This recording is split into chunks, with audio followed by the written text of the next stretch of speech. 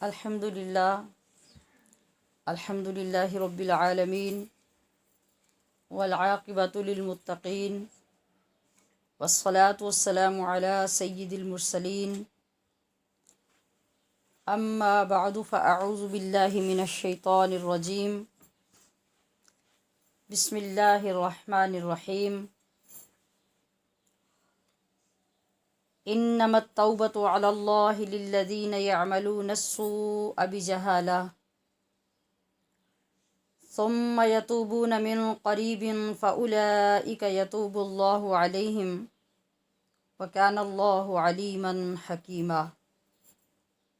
صدق اللہ مولانا العظیم وبلغنا رسولہ النبی الکریم الامین۔ رب اشرح لی صدری ویسر لی امری واحلل عقدۃ من لسانی یفقہوا قولی۔ سبحانک لا علم لنا الا ما علمتنا انک انت العزیز الحکیم۔ ان اللہ وملائکتہ یصلون علی النبی یا ایہا الذین آمنوا صلوا علیہ وسلموا تسلیما۔ اللہم صل علی محمد وعلی آلہ وعترتہ بعدد کل معلوم لک۔ الصلاۃ والسلام علیک یا سیدی یا رسول اللہ وعلی آلک واصحابک یا حبیب اللہ۔ مولایا صلی وسلم دائما ابدا علی حبیبک خیر الخلق کلہم۔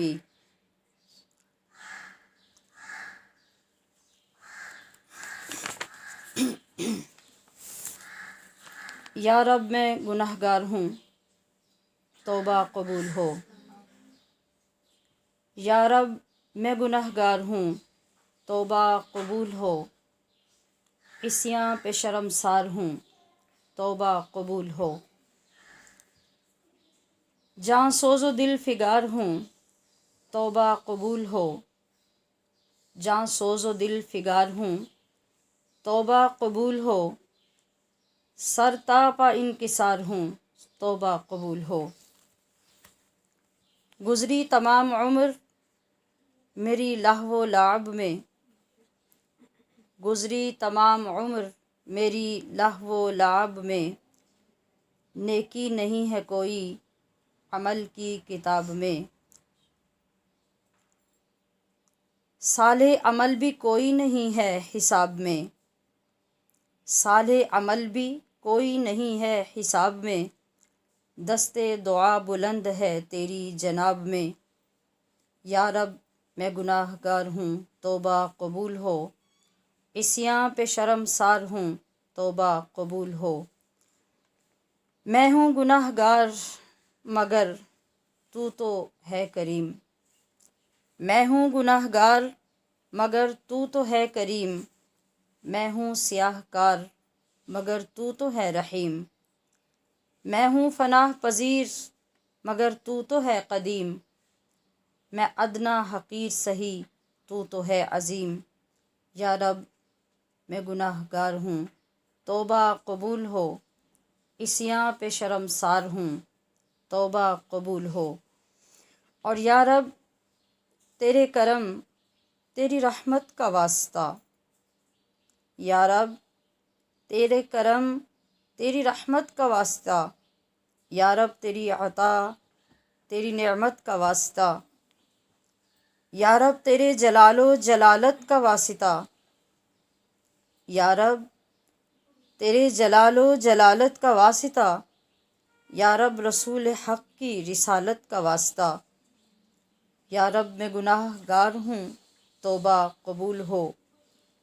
عصیاں پہ میں شرمسار ہوں، توبہ قبول ہو۔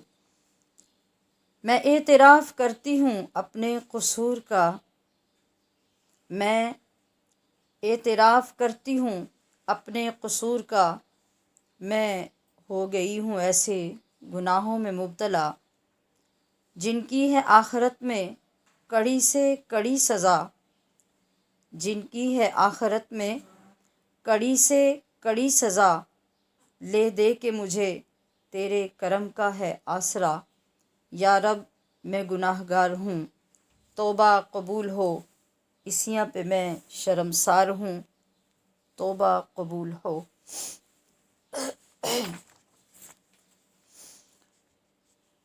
اللہ رب العزت کے بے پایاں احسانات سے روحانی شفا کا سفر کرتے کرتے اور اپنی روح اور قلب کی بیماری کی دوائیں استعمال کرتے کرتے آج ہمیں 13واں دن ہو گیا۔ یقینی طور پر اگر شفا کی امید دلانے والا کوئی طبیب حاذق ہو، مستند اور تجربہ کار ہو، تو اتنے دنوں میں مریض کو کافی حد تک شفا نصیب ہو جاتی ہے۔ سامعات محترم، جیسا کہ آج تیسرا دن ہے، عشرۂ مغفرت و بخشش شروع ہو چکا۔ ہمارے اندر کتنی تبدیلی آئی، ہمیں کتنی شفا ملی، ہماری دوائیوں نے ہمارے اوپر کتنا اثر کیا، آج اسے چیک کرنے کے لیے کچھ سنجیدہ ہو کر بیٹھنا پڑے گا۔ اور میری یہ ریکویسٹ ہوگی بہت احترام اور بہت محبت سے کہ بس آج کے دن آپ نے ابھی سے اپنے دل سے یہ وعدہ کرنا ہے کہ آج جو کچھ آپ سننے لگے ہیں، آج ہی آپ نے اس پہ عمل کرنا ہے۔ یہ وہ احتیاط ہے، یہ وہ پرہیز ہے جو ہر ڈاکٹر کو اور طبیب کو حق پہنچتا ہے کہ وہ مریض پر لاگو کرے، اور جب تک اس کو اختیار نہیں کیا جائے گا، کامل شفا کی امید نہیں رکھی جا سکتی۔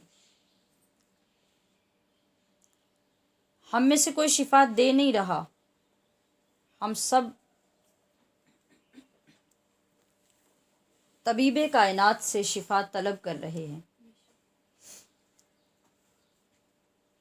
بس میری ڈیوٹی آپ کو نسخہ جات بتانے کی ہے۔ عطا کرنا اور شفا دینا اس طبیب مطلق کی بارگاہ میں اس کے ہاتھ میں ہے۔ تو میں نے آج آپ سے ریکویسٹ کی کہ آج آپ جو کچھ کریں سنیں گے، آج ہی آپ اس پہ عمل کریں گے، اور یہ عمل ہماری زندگیوں میں ایک ایسا عظیم انقلاب لے آئے گا کہ آپ خود محسوس کریں گے کہ جو ہمیں مہینے کے آخر پہ جا کر ملنا تھا وہ آج ہی نصیب ہو جائے گا۔ تو ایک لمحے کے لیے آپ اپنے اندر رابطہ قائم کیجئے اور دیکھیے کہ آپ کے قلب و روح آپ کا ساتھ دینے کے لیے تیار ہیں۔ آج آپ وہ کرنے کے لیے تیار ہیں جو آپ کو کہا جا رہا ہے۔ تو پھر ہم آگے چلتے ہیں۔ تو مجھے یقین ہے کہ جب یہ الفاظ آپ کے اندر اترتے جائیں گے، آپ کی کیفیات تبدیل ہوتی جائیں گی، ایک نیا تعلق ڈیولپ ہوگا، ایک نیا رشتہ جڑے گا، اور اس رشتے کی سوغات لے کے جب ہم اٹھیں گے تو ہم سر سے پیروں تک بدلے ہوئے ہوں گے۔ انما التوبۃ علی اللہ للذین یعملون السوء بجہالہ۔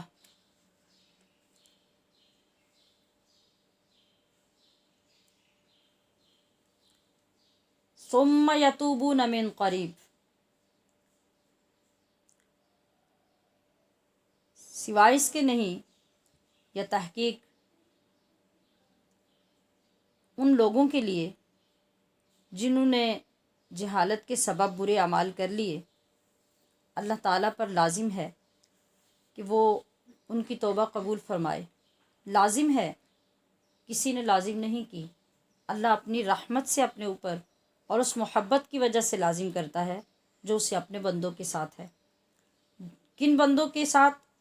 جو جہالت کی وجہ سے برے اعمال کر بیٹھتے ہیں، ثم یتوبون من قریب، پھر وہ جلد ہی توبہ کر لیتے ہیں، وَأُولَئِکَ یتوب اللہ علیہم، تو یہی خوش نصیب لوگ ہیں اللہ تبارک و تعالیٰ جن کی توبہ قبول فرما لیتا ہے یا رحمت کے ساتھ جن پر رجوع فرماتا ہے۔ وَكَانَ اللَّهُ عَلِيمًا حَكِيمًا، اور اللہ علم و حکمت والا ہے۔ سامعات محتشم، توبہ کا معنی ہوتا ہے لوٹنا یا رجوع کرنا۔ اس توبہ کا فاعل بندہ بھی ہے اور اللہ کی ذات بھی ہے۔ جس وقت توبہ کی نسبت بندے کی طرف ہو تو اس کا مطلب ہے کہ بندہ گناہ سے لوٹے گا اور اللہ کی طرف آئے گا۔ بندے کا گناہ سے لوٹنا یہ اس کی توبہ ہے، اور اگر اس کا فاعل اللہ کی ذات ہو تو پھر اس توبہ کا مطلب ہوتا ہے سزا سے عطا کی طرف لوٹنا۔ جو اللہ تبارک و تعالیٰ توبہ فرماتا ہے بندے پر، اس کا یہ مطلب ہے کہ جو اس نے سزا اس کی گناہوں کی وجہ سے دینی تھی، بندے کی آہوزاری اور اعتراف جرم کے بعد وہ اپنی اس سزا سے عطا کی طرف لوٹ آتا ہے۔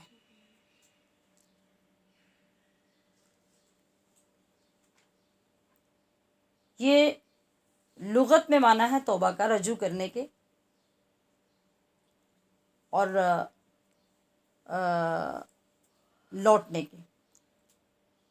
تو اصطلاح میں توبہ کی تعریف یہ ہوگی کہ انسان اپنے گناہ کو برا سمجھتے ہوئے اس برا ہونے کی وجہ سے اس کو ترک کرے، اپنی گناہ کی اس کوتاہی پر شرمسار ہو کر اور آئندہ کے لیے گناہ نہ کرنے کا عزم کر کے اللہ کی طرف جب وہ لوٹتا ہے اور رجوع کرتا ہے، اس کو توبہ کہا جاتا ہے۔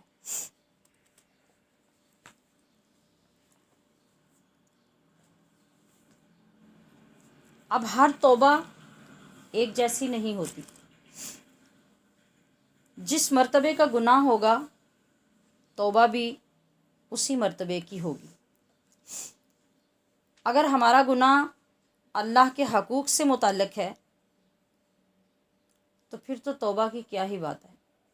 یہ اللہ ہے جو فرما رہا ہے کہ بندے تو نے میرے حقوق کی پاسداری نہیں کی، تو نے میرے احکام کو پورا نہیں کیا، جو کچھ بھی تو نے کیا، یہ تیرا اور میرا تعلق ہے نا، تو یہ اتنا قوی تعلق ہے اور مجھے تجھ سے اتنا پیار ہے کہ بس تو زبان سے کچھ بھی نہ کہہ، دل کی شرمندگی، دل کی ندامت کے ساتھ بس سب سے چپکے سے میری بارگاہ میں آ جا اور اپنی یہ کیفیت پیش کر دے، اور اس ندامت اور شرمساری سے جب ایک مکھی کے سر کے برابر بھی تیری آنکھ سے آنسو نکل کر بس تیری پلکوں پر بھی ٹھہر گیا تو میں تجھے معاف کر دوں گا۔ یہ ہے بندے اور اللہ کا تعلق، اور بندے اور اللہ کے درمیان جو معاملہ ہوگا اور اللہ کے حقوق کو پورا نہ کرنے کی وجہ سے جو ہم سے گناہ ہوگا، اس کی معافی تو اس طرح ہی ہو جائے گی، بشرطے کہ ہمارے دل میں وہ صحیح ندامت، شرمساری اور آئندہ نہ کرنے کا صحیح عزم پیدا ہو جائے۔ اور اگر ہمارا گناہ شریعت سے متعلق ہے تو پھر شریعت نے اس گناہ کے متعلق جو جرمانہ رکھا ہے وہ ادا کیے بغیر توبہ نہیں ہو سکتی۔ مطلب اگر آپ نے شریعت کا کوئی کام نہیں کیا تو اللہ رب العزت نے اس کے بدلے میں قضا رکھی ہے تو اس کی قضا کیے بغیر توبہ نہیں ہوگی۔ اگر کسی گناہ کا اللہ تعالیٰ نے کفارہ مقرر کیا ہے تو اس کا کفارہ ادا کیے بغیر توبہ نہیں ہوگی۔ اگر کسی کام کے بدلے میں یعنی اس کے نہ کرنے کے بدلے میں اللہ پاک نے فدیہ مقرر کیا ہے تو فدیہ ادا کیے بغیر توبہ نہیں ہوگی۔ اگر کسی عمل کے بدلے میں اللہ نے شریعت مطہرہ میں قصاص رکھا ہے تو قصاص ادا کیے بغیر توبہ نہیں ہوگی۔ یہ ہیں وہ اصول و قواعد، اور اس کے ساتھ ساتھ آپ خود کو چیک کرتے جائیے، یہ بہت نوازش ہوگی، تاکہ گفتگو کے سننے کے ساتھ ساتھ ہماری اصلاح بھی ہوتی جائے۔ جو توبہ ہم کرتے ہیں، جو معافی ہم مانگتے ہیں، کیا وہ توبہ توبہ ہی ہوتی ہے؟ کیا وہ معافی معافی ہوتی ہے؟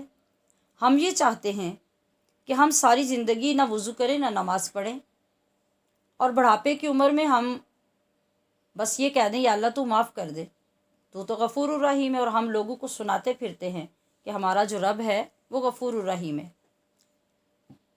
اس لیے ہمارا جو دل چاہا ہم نے کیا، تو رب تو ہے ہی غفور الرحیم، وہ تو بخشے ہی بخشے گا۔ تو گویا کہ ہم اللہ کی اس شان کی توہین بھی کر رہے ہیں اور اس کو اپنی ڈھٹائی بھی دکھا رہے ہیں، نعوذ باللہ من ذالک، کہ ہم نے تو جو کرنا تھا وہ کر لیا اور کرتے رہے، تو چونکہ ہے ہی غفور الرحیم تو لہٰذا تو نے تو بخشنا ہی بخشنا ہے۔ یہ کتنی بڑی گستاخی ہے اللہ پاک کی ذات کے ساتھ، کہ ہم نے اللہ کے احکام کو نہیں سمجھا، اس کے دین کو نہیں سمجھا، اس کے قواعد و ضوابط کو، اس کی شریعت کو نہیں سمجھا، اور جو دل میں آیا ہم نے کہہ لیا اور جو دل میں آیا ہم نے کر لیا۔ اب جب تک ہم نے چھوڑی ہوئی نمازیں قضا نہیں کرنی تو نمازوں کے معاملے میں ہماری توبہ قبول نہیں ہونی۔ ہم نے اگر ایسے خلاف شریعت کام کے ساتھ روزے کو توڑا جس کا کفارہ ہمارے اوپر 60 روزے رکھنا یا 60 مسکینوں کو 2 وقت کا کھانا کھلانا تھا، تو ہم نے کہا بس یا اللہ ہو گیا سو ہو گیا، اب تو معاف کر دے، تو یہ کتنی بڑی جرأت ہے؟ کیا اس سے ہم اللہ سے معافی مانگ رہے ہیں، یا ہم اسے بتا رہے ہیں معاذ اللہ کہ ہم نے تو جو کرنا تھا کر لیے، بس اب تو معاف کر دے؟ تو کیا کرے گا سزا دے کے ہمیں؟ یہ ہمارا لہجہ ہوتا ہے۔ اور اسی طرح اگر کسی عبادت کا فدیہ رب کریم نے مقرر کیا ہے تو جب تک وہ فدیہ ادا نہیں کریں گے، وہ کام جو چھوٹا تھا اس کی توبہ قبول نہیں ہوگی۔ ایسے ہی ہم نے اگر کسی کو قتل کر دیا تو جا کے مصلی بچھا کے رونے لگ پڑے اللہ کے ہاں کہ یا اللہ تو معاف کر دے، تو غفور الرحیم ہے، میری توبہ قبول کر لے، تو اللہ ایسے تو توبہ قبول نہیں کرے گا۔ جب تک آپ اس مقتول کا قصاص ادا نہیں کریں گے اس وقت تک اللہ آپ کی توبہ قبول نہیں کرے گا۔ آپ یہ بھی نہیں سمجھ سکتے کہ ہم نے نماز نہیں پڑھی تھی تو نماز کی قضا اس کی توبہ ہو گئی ہے، نہیں۔ ہم نے روزہ توڑا تھا تو اس کا کفارہ اس کی توبہ ہو گئی ہے، نہیں۔ ہم ایک کام نہیں کر سکتے تھے تو اس کا ہم نے بدل یعنی فدیہ ادا کر دیا تو یہ اس کی توبہ ہو گئی، نہیں۔ اور اسی طرح آپ نے اگر کسی کو قتل کیا اور اس کا قصاص ادا کر دیا تو کہا کہ بس وہ قصاص ہی توبہ ہے، نہیں۔ یہ اس کا متبادل ہے جو آپ اللہ کے فرمانے پر ادا کر رہے ہیں۔ ایک اللہ پاک نے اپنی رحمت سے آپ کو ایک صورت عطا کی ہے کہ کچھ نہ کچھ آپ کو اس کا حوصلہ ہو جائے گا، تسلی ہو جائے گی کہ ہم اصل کام نہیں کر سکتے تھے تو اللہ نے جو متبادل ہمارے لیے مقرر کیا تھا ہم نے وہ ادا کیا۔ مگر آپ متبادل کی حد تک پہنچے کیوں؟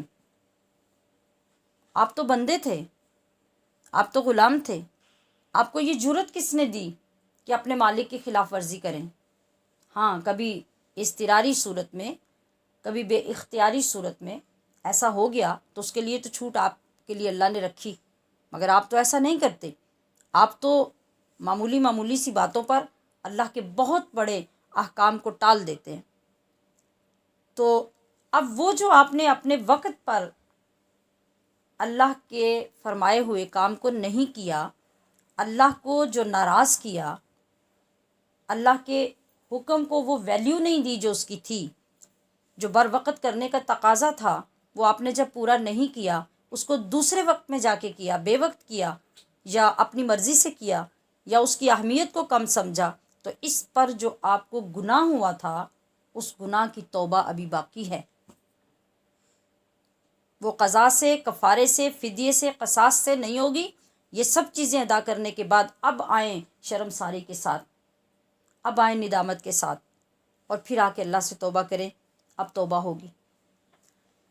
اور اگر آپ نے بندوں کے حقوق میں زیادتی کی ہے، تو جس طرح آپ نے یہ اللہ کے حق ادا کیے، توبہ کی، اس طرح جب تک آپ، یہ بہت امپورٹنٹ پوائنٹ ہے، یہ تمام طالبات بھی، دیگر عزیزات و صاحبات بھی، ہماری بزرگ خواتین بھی، مائیں، بہنیں، بچیاں، سب اپنی اپنی جگہ پہ اس جملے کو سماعت فرمائیے گا۔ اگر آپ نے بندوں کے حقوق پورے نہیں کیے اور وہاں آپ نے زیادتی کی ہے، اب اس کی توبہ کیسے ہے؟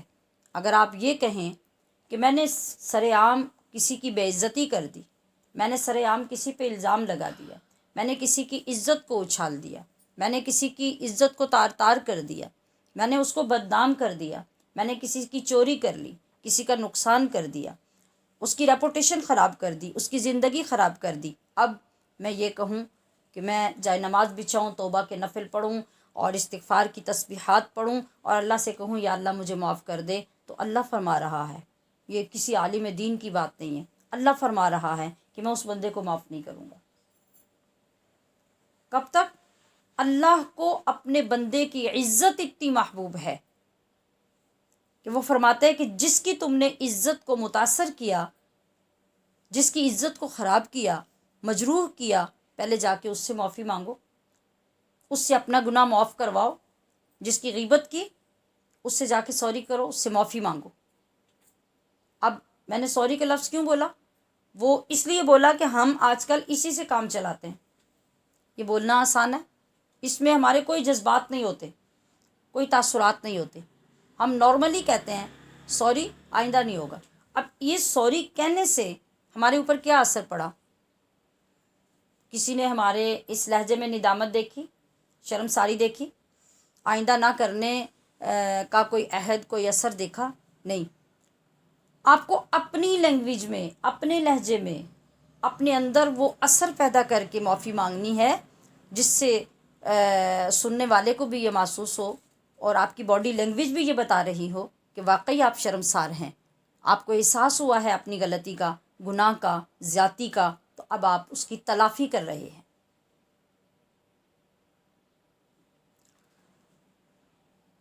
تو بہر کیف، جس کی آپ نے غیبت کی، جب تک آپ اس سے اس کی معافی مانگ کر پھر اللہ سے معافی نہیں مانگیں گے، توبہ نہیں ہوگی۔ آپ نے کسی کی چغلی لگائی، کسی پہ جھوٹا الزام چوری کا لگا دیا، اور اسی طرح مثال کو سمجھ لیجئے، جو بھی آپ نے کسی کے ساتھ زیادتی کی، جب تک آپ اس سے وہ معاف نہیں کروائیں گے، اس وقت تک اللہ پاک آپ کو معاف نہیں کرے گا۔ توبہ کے دو رکن ہوتے ہیں۔ پہلا رکن یہ ہے کہ آپ پچھلے گناہوں پہ شرمندہ ہوں۔ دوسرا رکن یہ ہے کہ جس کام سے آپ توبہ کر رہے ہیں اس کو آئندہ نہ کرنے کا عہد کر لیں۔ اور دو ہی توبہ کی شرطیں ہیں۔ پہلی شرط یہ ہے کہ آپ کی وہ توبہ جو ہے وہ ریاکاری کے لیے اور دکھاوے کے لیے نہیں ہونی چاہیے۔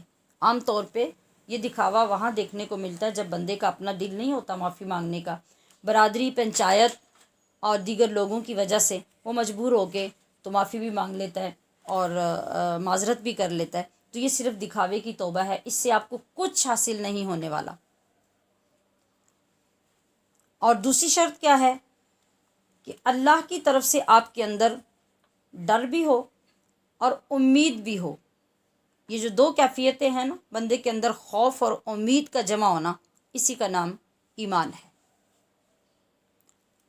تفسیرات احمدیہ میں ہے کہ توبہ کے چند مستحبات ہیں، جب آپ ان کو اختیار کریں گے تو پھر صحیح معنوں میں آپ کو توبہ کا اثر نصیب ہوگا۔ وہ کیا ہیں؟ پہلا مستحب عمل توبہ کے وقت یہ ہے کہ آپ کی آنکھوں سے توبہ کے وقت آنسو نکل رہے ہو۔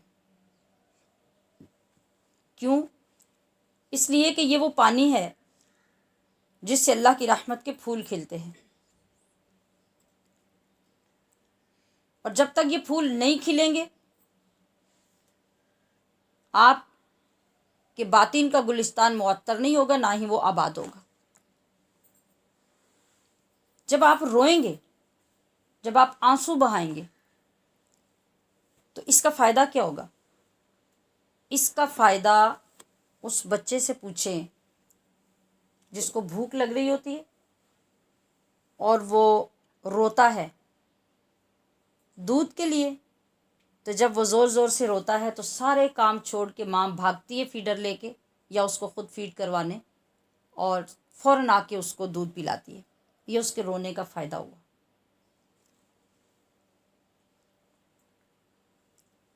اور یہ بات انڈرسٹوڈ ہے کہ جب تک بادل برستا نہیں ہے تب تک نہ چمن مسکراتا ہے اور نہ چمن میں بہار آتی ہے۔ اسی طرح آنکھ کے چشمے سے جب تک پانی جاری نہیں ہوتا تو ایمان کی کھیتی میں بہار نہیں آتی۔ اب دیکھیے کہ آپ کو بتایا جا رہا ہے کہ توبہ کے جو مستحبات ہیں وہ آپ نے جب پورے کرنے ہیں تو آپ کی توبہ تب تکمیل کے مرحلے تک پہنچنی ہے۔ فرمایا کہ توبہ کے وقت 4 اعضاء کام میں ہونے چاہیے۔ کون کون سے؟ جب آپ اللہ سے توبہ کر رہے ہوں تو آپ کی آنکھیں رونے میں مشغول ہونی چاہیے۔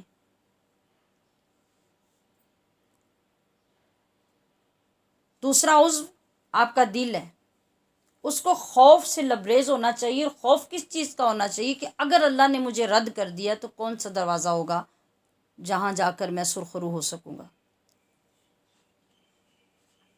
تیسرا عضو انسان کا دماغ اس وقت شان جباری و قہاری سے متاثر ہونا چاہیے کہ اگر اس وقت اس نے اپنی شان رحیمیت اور شان غفوریت کا مظاہرہ نہ فرمایا اور مجھے رد کر دیا اور اس نے میرے اوپر قہر فرما دیا تو میں کدھر جاؤں گا۔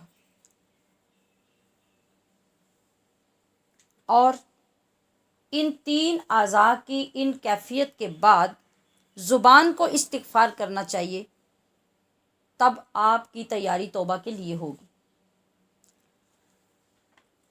دوسرا مستحب کیا ہے؟ یہ بہت خوبصورت مستحب عمل ہے کہ جس وقت آپ اپنے آپ کو توبہ کے لیے پیش کرنے جا رہے ہوں اللہ کی بارگاہ میں، تو کیا کریں؟ پہلے کچھ صدقہ و خیرات کر لیں۔ جب ہم بارگاہ رسالت مآب صلی اللہ تعالی علیہ وسلم میں یا پھر حرم کعبہ میں جاتے ہیں تو چونکہ ہم تو گناہوں کی گٹھڑیاں اٹھائے ہوئے وہاں پہنچتے ہیں، لا تعداد اور بے شمار گناہ ہمارے پاس ہوتے ہیں، تو وہاں جب ہم حاضر ہوتے ہیں اور اللہ تبارک و تعالیٰ توفیق بخشتا ہے تو وہاں پر بھی میں اپنے ساتھیوں کی خدمت میں یہی عرض کرتی ہوں کہ حرمین شریفین میں جب داخل ہونا ہے تو ہمارا سب سے پہلا کام اپنی شرمندگی، ندامت، شرمساری اللہ کی بارگاہ میں توبہ ہونی چاہیے، اور اس کے لیے اندر داخل ہونے سے پہلے وہاں پر صدقہ و خیرات کرتے جائیں۔ اندر اپنے جائے نماز تک پہنچنے تک جتنا ہو سکتا ہے اللہ کی بارگاہ میں پہلے صدقہ و خیرات کریں، پھر ان مقدس گھروں میں داخل ہوں اور پھر جا کے اللہ اور اس کے حبیب کی بارگاہ میں توبہ کریں۔ تو یہ وہ مستحب عمل ہے جو اللہ تبارک و تعالیٰ پسند فرماتا ہے، اور اس کے ذریعے سے ہماری توبہ قبولیت کے قریب ہو جاتی ہے۔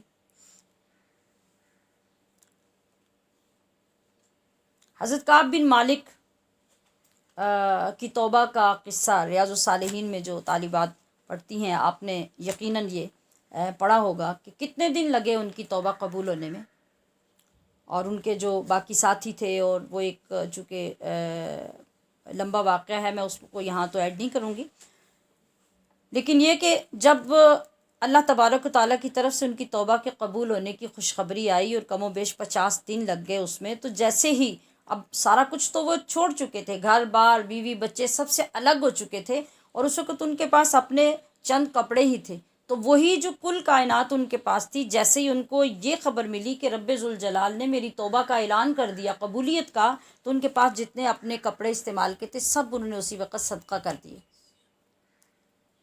تو یہ شکرانہ ادا کرنے کا طریقہ ہے، اور دعا کی قبولیت کا بھی طریقہ ہے کہ جب آپ اس طریقے سے توبہ کے لیے حاضر ہوں گے یا توبہ کے بعد شکرانہ ادا کریں گے، تو اللہ پاک آپ کی توفیقات کے اندر اور اضافہ فرمائے گا۔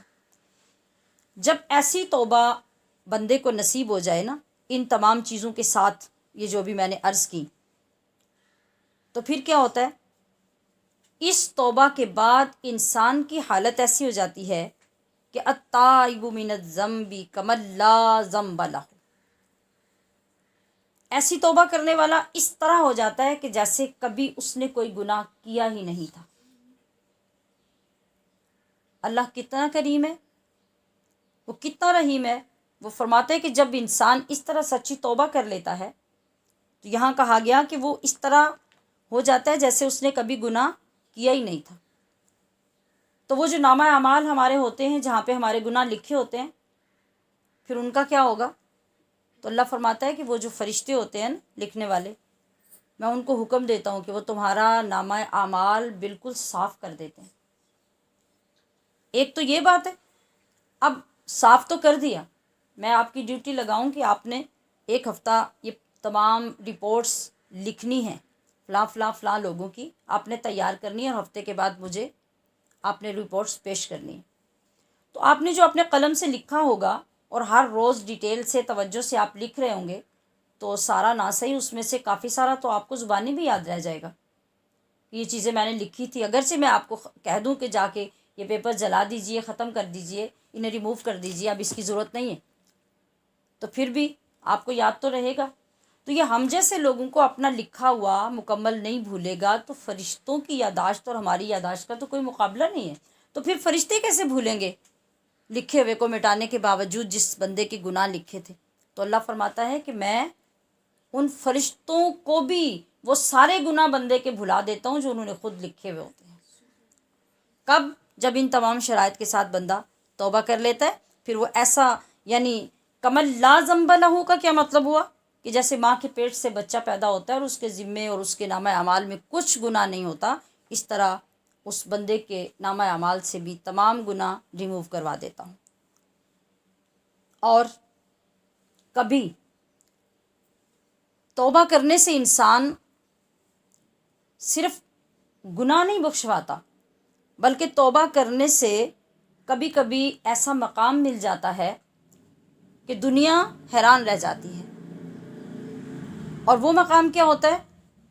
التائب حبیب اللہ، کہ توبہ کرنے والا اللہ کا دوست بن جاتا ہے، محبوب بن جاتا ہے، خاص بن جاتا ہے۔ وہ کیسے؟ ایک مرتبہ کچھ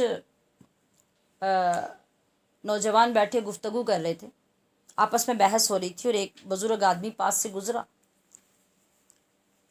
تو وہ کہنے لگے کہ حضرت ایک بات میں ہمارے درمیان بحث ہو رہی ہے اور ہم فیصلہ نہیں کر پا رہے، آپ ہمارے درمیان فیصلہ کر دیں۔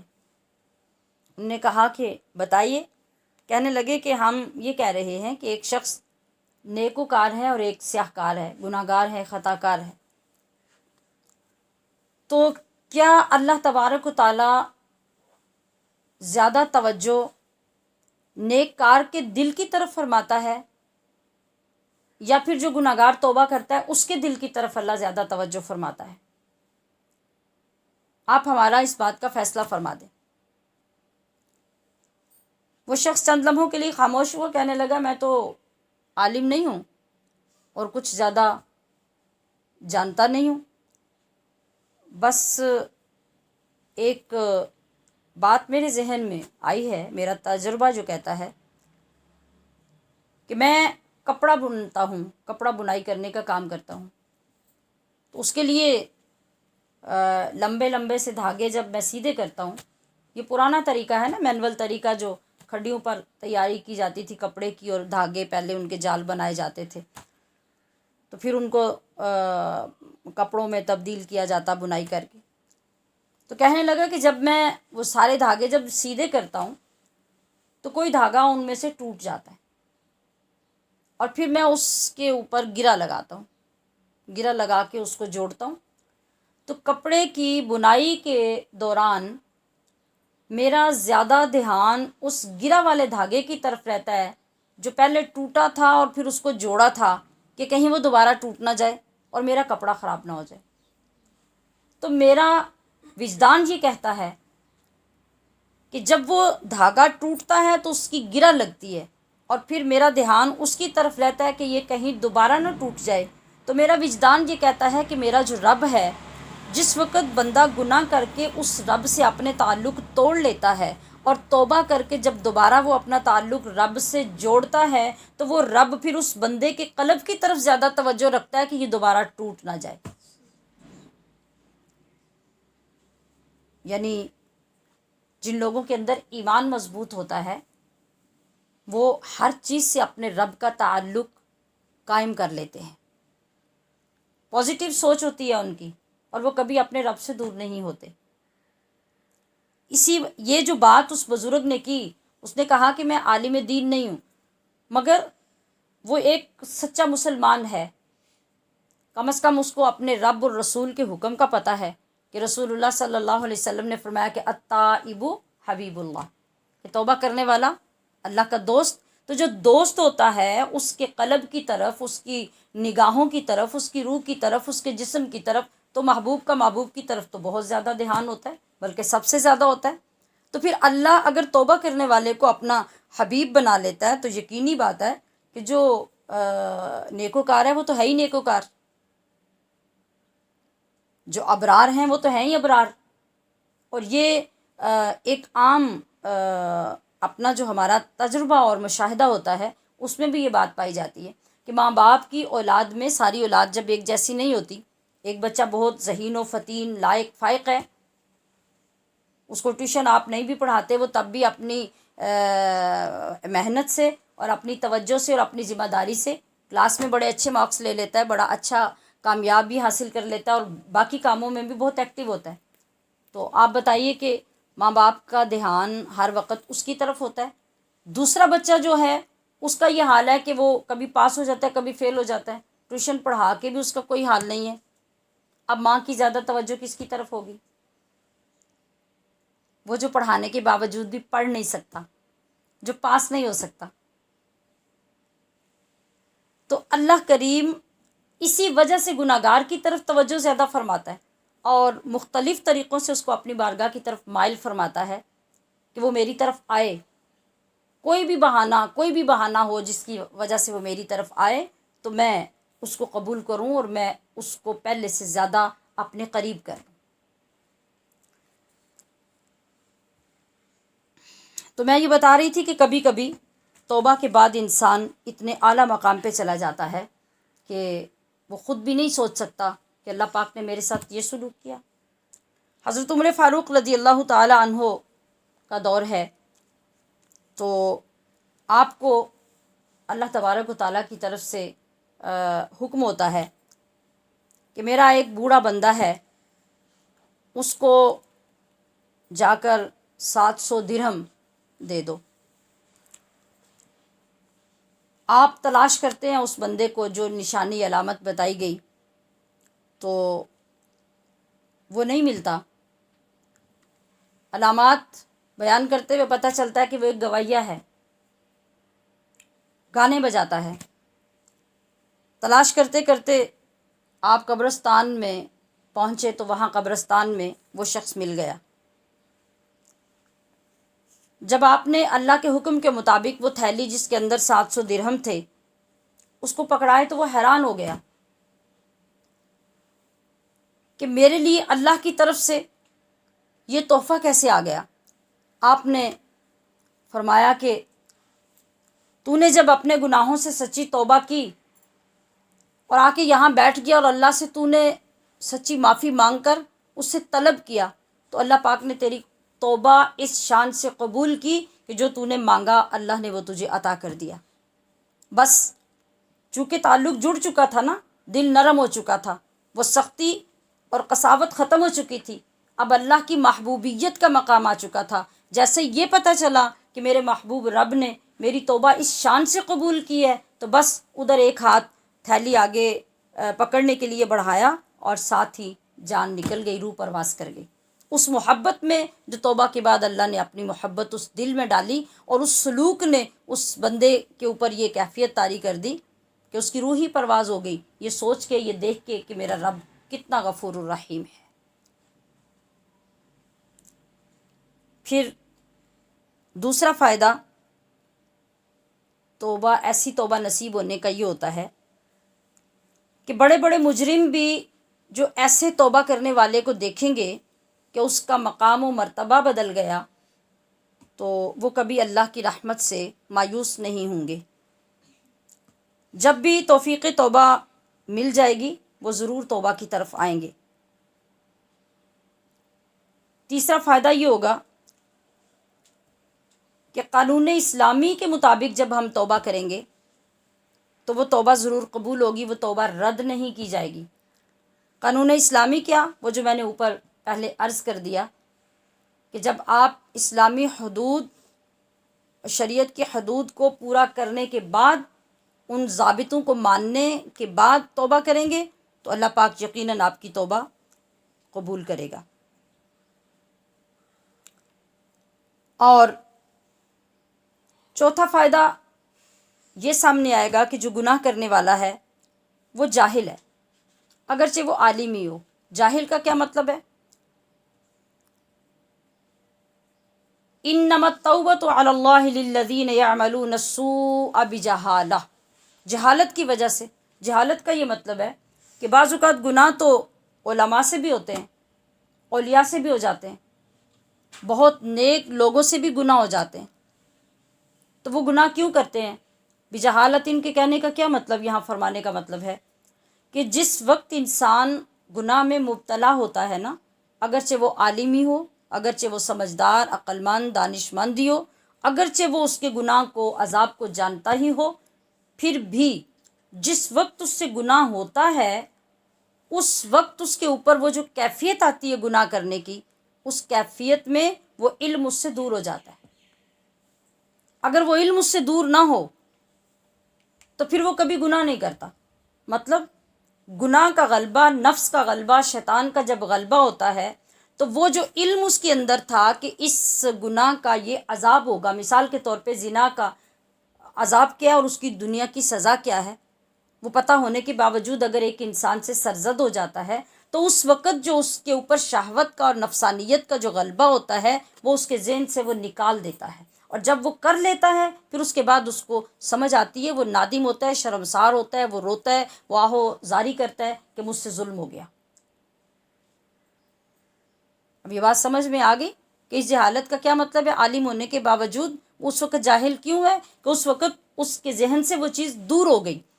اور اسی طرح سے اگر اس نے چوری کی یا جھوٹ، اس کو پتہ تھا کہ جھوٹ بولنے کا کتنا بڑا گناہ ہے، نبی کریم صلی اللہ تعالی علیہ وسلم نے فرمایا کہ جھوٹ اور ایمان اکٹھے نہیں ہو سکتے، مومن کبھی جھوٹ نہیں بول سکتا۔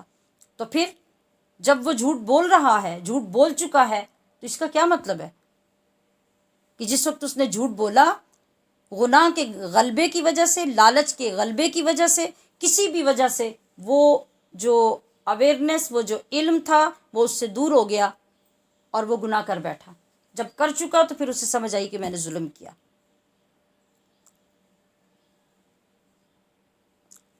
اور اس توبہ سے پانچویں یہ بات سمجھ میں آئے گی کہ اگرچہ بار بار گناہ کرنے سے بندے کا چھوٹا گناہ بھی بڑا گناہ بن جاتا ہے، وہ گناہ صغیرہ نہیں رہتا، پھر کبیرہ بن جاتا ہے، مگر اس کے باوجود وہ گناہ قابل معافی رہتا ہے۔ کہ جب بھی آپ سچی توبہ کریں گے اللہ کریم آپ کا وہ گناہ معاف فرما دے گا۔ پھر اس آیت کریمہ میں جو لفظ آیا کہ یتوبون من قریب، کہ وہ جو مومن ہوتے ہیں ان کی شان اور ان کا طریقہ ہی ہوتا ہے کہ وہ توبہ کرنے میں دیر نہیں کرتے، وہ جلدی توبہ کرتے ہیں۔ وہ یہی بات یہاں فرمائی گئی کہ یتوبون من قریب فاولئک یتوب اللہ علیہم۔ اس کا کیا مطلب ہے کہ اب یہاں بہت سے لوگ جو ہم جو لوگ سارے ہی ہوتے ہیں، جب ہم سے کوئی گناہ ہوتا ہے تو ہم اس کو مؤخر کرتے جاتے ہیں، اس کی توبہ کو مؤخر کرتے جاتے ہیں۔ کبھی کہتے ہیں آج توبہ کر لیں گے، کل کر لیں گے، فلاں رات آئے گی تو اس میں کر لیں گے، شب برات میں کر لیں گے، لیلۃ القدر میں کر لیں گے، عمرہ کرنے جائیں گے تو وہاں توبہ کر لیں گے۔ جس طرح سے ماشاءاللہ ہماری بہت سی بہنیں ہیں نا، ان سے کہا جائے کہ آپ پہ پردہ فرض ہے، آپ کو پردہ کرنا چاہیے، تو کئی بہنوں کا جواب یہ ہوتا ہے کہ بس ہم نے سوچ لیا ہے۔ کیا سوچ لی ہے؟ یہ سوچ لیے کہ جب ہم نے عمرے پہ جانا ہے نا تو وہاں سے برقع پہن کے آنا ہے۔ یعنی کہاں لکھا تھا قرآن پاک میں یا حدیث پاک میں یا کسی فقہ کی کتاب میں یا کسی امام نے یا کسی محدث نے یہ کہا تھا کہ جب تم نے برقع پہننے یا پردے کی ابتدا کرنی ہوئی تو وہ برقع یا مکہ شریف سے خریدنا یا مدینہ شریف سے خریدنا، اور خریدنا بھی تب جب خود عمرہ کرنے جاؤ گی۔ اب یہ تو بہت اچھا بہانہ ہو گیا کہ اگر ساری زندگی آپ عمرہ کرنے نہیں جائیں تو پھر تو ایسے ہی ایسا، پھر آپ تو کبھی بھی پردے کے لیے تیار نہیں ہوں گے۔ تو یہ سب کیا ہے؟ یہ اپنے گناہ کی توبہ کو مؤخر کرنا ہے، اور یہ ہم سے شیطان کرواتا ہے، ہمارا نفس کرواتا ہے۔ ہمارا نفس تیار نہیں ہوتا اپنے آپ کو پابند کرنے کے لیے، اور شیطان خوش نہیں ہوتا اس بات پہ کہ ہم نیک ہو جائیں۔ لہٰذا وہ ایسی ایسی ترکیبیں ہمیں سکھاتا ہے کہ ہم اس کو تسلیم ہی کرنے کے لیے تیار نہیں ہوتے کہ ہم غلط کر رہے ہیں، ہم ظلم کر رہے ہیں، ہم گناہ کر رہے ہیں۔ ہم جسٹیفائی کر سکتے ہیں بات کرنے والے کے سامنے کہ بھی ہم کو غلط بات کر رہے ہیں، کہ ہم یہ چاہتے ہیں کہ ہم مقدس جگہ پہ جائیں تو وہاں سے جا کے اچھائی کا آغاز کریں۔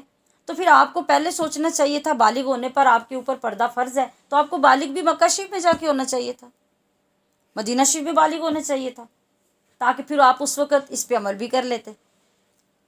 تو کتنی خوبصورت بات آپ کو سکھائی شیطان نے، یہ بڑی اچھی بات ہے، آپ کی سوچ بہت اچھی ہے، بہت عالی سوچ ہے آپ کی کہ آپ پاکستان میں رہ کے تو پردے کا آغاز نہیں کرنا چاہتے، آپ مکہ شریف سے جا کے اور مدینہ شریف میں جا کے اور عمرے پہ جا کے آپ یہ چاہتے ہیں کہ ہم نیکی کا آغاز کریں۔ آپ 5 وقت کی نماز کیوں نہیں پڑھتے؟ آپ سے اگر یہ کہا جائے کہ آپ پہلے نماز کے پابند ہوں، وہ فرض ہے، عمرہ کرنا تو فرض نہیں ہے، وہ تو مستحب عمل ہے، لہٰذا آپ کو پہلے نمازی ہونا چاہیے، قضا نمازیں کرنی چاہیے، آپ کو بڑے اچھے طریقے سے اللہ اور اس کے حبیب کی بارگاہ میں جانا چاہیے۔ تو جواب ملتا ہے نہیں، ہم نے وہاں جا کے نماز قضا کرنی ہے اور وہاں جا کے معافی مانگنی ہے، پھر واپس آ کے نماز قضا نہیں کرنی۔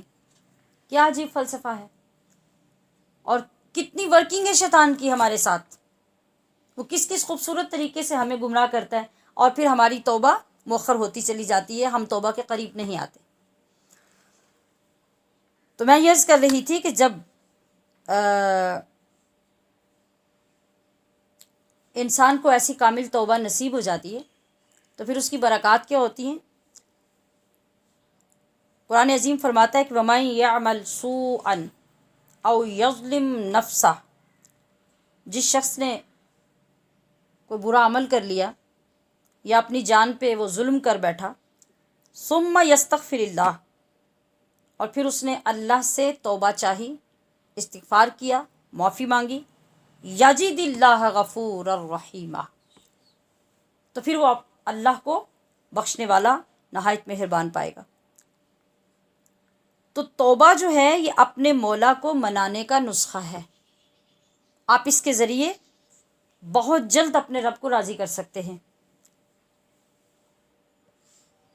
دنیا کے اندر بھی ہم دیکھتے ہیں کہ جب کسی مالک کا غلام بھاگ جائے، نافرمانی کرے، تو جو مالک ہوتا ہے وہ اتنی آسانی سے راضی نہیں ہوتا، راضی ہو بھی جائے تو جب کبھی اس کو غصہ آئے گا پھر اس کو وہ اس کی غلطی یاد کروائے گا، پھر پرانا جرم اس کو یاد کروائے گا اور گنوائے گا کہ میں نے تمہارے تب والے جرم کو معاف کیا، تب والے کو کیا، تب والے کو کیا، تم تو جرموں سے بازی نہیں آتے، لہٰذا تمہارے اوپر مجھے کوئی اعتبار نہیں۔ مگر ذرا اپنے مولا حقیقی کو تو دیکھیے، کوئی ایسا مولا کسی کو ملے گا؟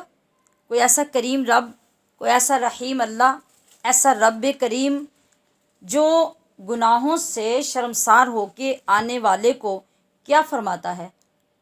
یاد کروانا، اصرار کروانا تو دور کی بات ہے، وہ فرماتا ہے کہ بس تیرے آنے کی دیر ہے اے میرے بندے، جب تو آ جائے، اور اعلان کر کے آنے کی بھی ضرورت نہیں، لوگوں کو بتا کے آنے کی بھی ضرورت نہیں، بس تو میری بارگاہ میں آ جا، یا تو جانتا ہوگا یا میں جانتا ہوں گا، اور تیری اتنی سی ندامت اور پلکوں کے اوپر چمکتے ایک موتی کے ساتھ میں تیری بخشش کا اعلان کر دوں گا، اور ادھر تو کائنات میں کسی کو پتہ نہیں ہوگا، مگر تیری توبہ کا نور پورے آسمانوں میں پھیلا کر فرشتوں کو بتا دوں گا کہ میرا بندہ واپس پلٹ آیا ہے، اور میں نے صرف اس کی توبہ قبول نہیں کی، گناہ معاف نہیں کیا، بلکہ فرشتوں سن لو، گواہ ہو جاؤ، آج سے یہ میرا دوست ہے، اسے میں نے اپنا حبیب بنا لیا ہے۔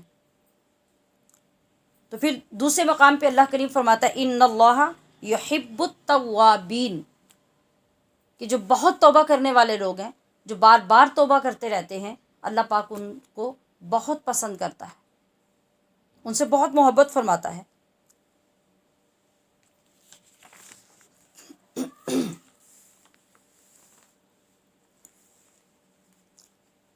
ہم نے جب پچھلے امتوں میں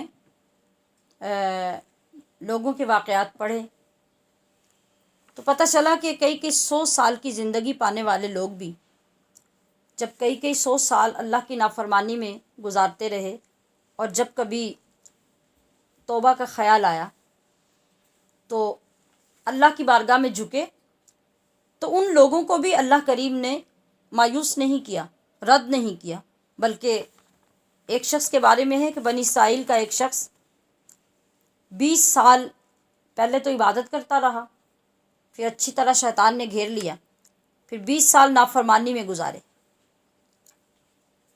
ایک دن شیشے میں اپنا چہرہ دیکھا اور اپنے بال دیکھے کہ وہ تو سارے سفید ہو چکے۔ وہ زمانہ وہ نہیں تھا کہ ہماری جگہ جگہ پہ شیشے لگے ہوئے ہوں، ہم ہر وقت شیشوں کے سامنے کھڑے ہوں اور اپنے آپ کو سنوارتے رہیں۔ تو کبھی شیشہ جب ملا تو دیکھا کہ میرے تو بال سفید ہو چکے ہیں، بڑی اذیت پہنچی، غمناک ہوا، عرض کیا اللہ کیا اتنا عرصہ تیری نافرمانی کرنے کے بعد میں اب توبہ کر لوں تو مجھے قبول کر لے گا؟ غیب سے آواز آئی، اے میرے بندے، جب تک تو مجھ سے محبت کرتا رہا میں بھی تجھ سے محبت کرتا رہا، جب تو نے مجھے چھوڑ دیا تو میں نے بھی تجھے چھوڑ دیا، اب اگر تو پھر واپس آ جائے گا تو میں یقیناً تجھے قبول کر لوں گا۔ تو اس طریقے سے اللہ کریم نے اس بندے کو توبہ نصیب کر دی اور اس کی توبہ بھی قبول کر لی۔